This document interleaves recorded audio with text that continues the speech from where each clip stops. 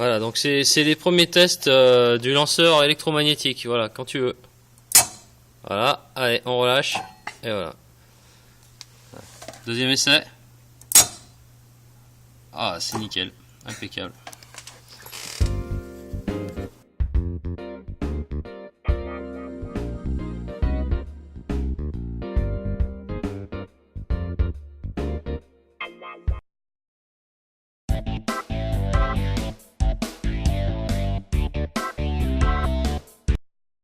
Voilà, donc on vous présente le capteur infrarouge, on vous présente la LED infrarouge, donc on voit que pour l'instant elle est en train d'émettre en infrarouge. Quand le signal en fait passe, on a 2,6 mV et si je mets la main à l'intérieur, eh ben, on voit que le signal est arrêté et on a 5 volts d'affiché sur le système. Donc voilà, hop, j'enlève la main et on se retrouve à nouveau à 2,5 mV.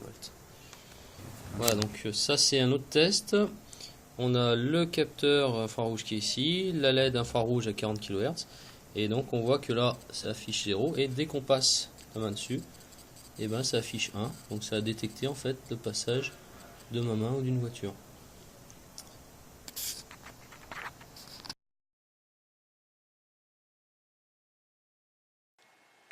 Voilà, donc là on a simplement un échange RS232 entre un pic ici qui fait la réception, un pic ici qui fait l'émission.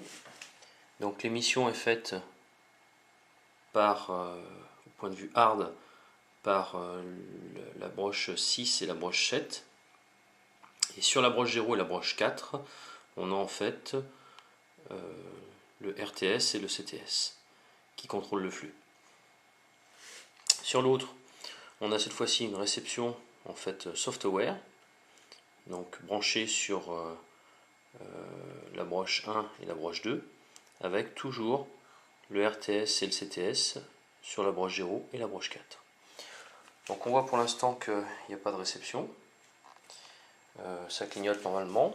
Dès que j'appuie sur une touche, en fait, eh ben, on va voir en fait le passage de la valeur. Voilà, donc si j'appuie sur la touche 1, eh ben, il apparaît 1 en fait en réception. Au niveau en fait de ce que je dois calibrer en fait au niveau de ce qu'on a dans le bloc, donc on a simplement défini donc le contrôle de flux ici. On est bien en software pour la réception.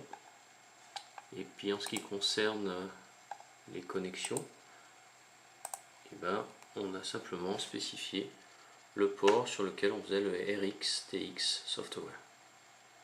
Et ça marche.